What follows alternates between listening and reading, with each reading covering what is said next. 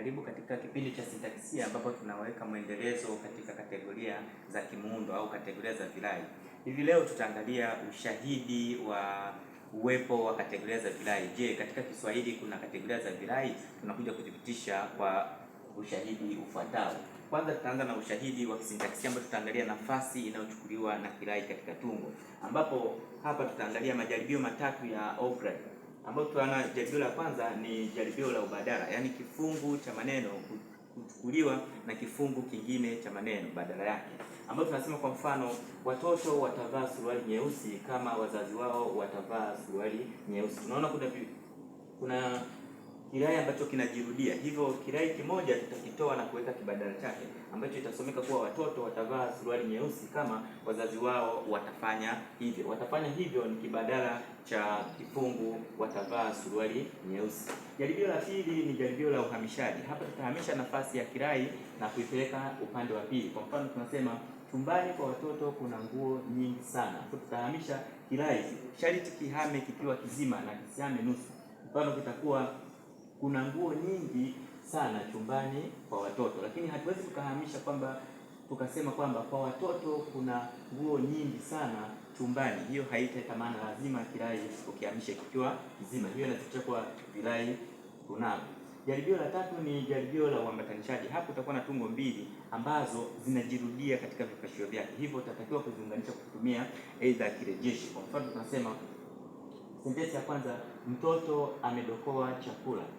Sentensi ya kwanza. Sentensi ya pili, mtoto amepewa adhabu. Tunakuja tunaiunganisha au tunaiambatanisha, tunasema mtoto aliyedokoa chakula amepewa adhabu. Tunamaliza hapo, tunathibitisha kuwa vipo virai. Lakini pia hapa tuna ushahidi wa kisemantiki. Hapa tunaangalia maana za maneno au utata wa kimuundo ambao unasababishwa na uwepo wa virai au uwekaji wa virai, hasa virai vihusishi. Kwa mfano hapa tunasema amekamatwa na polisi.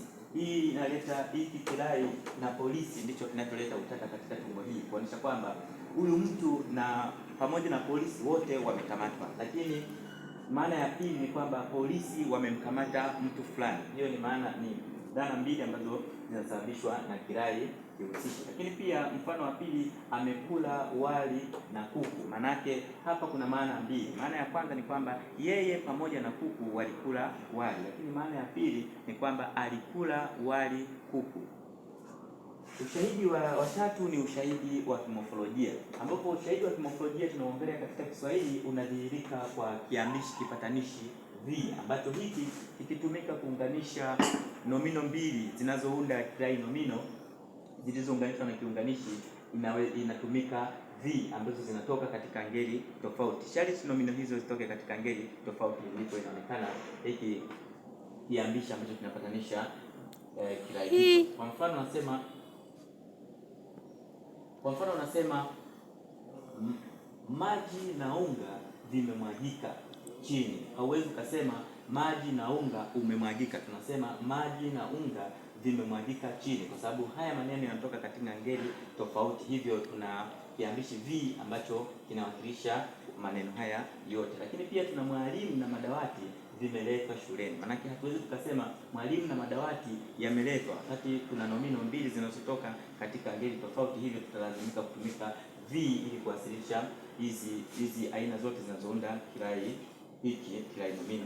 Lakini katika Kiingereza tunazungumzia umiliki. Tunaangalia kwa mfano, unasema Johannes car. Uwezo ukasema kwamba Johannes cars. Hiyo haikubaliki, inathibitisha kuwa virai vipo. Usisahau kusubscribe, kulike, komenti pamoja na kunifollow ili tuendelee kujadili, na kama una swali unaweza kauliza kwenye komenti na tukajadili kwa pamoja ili kupata suluhisho.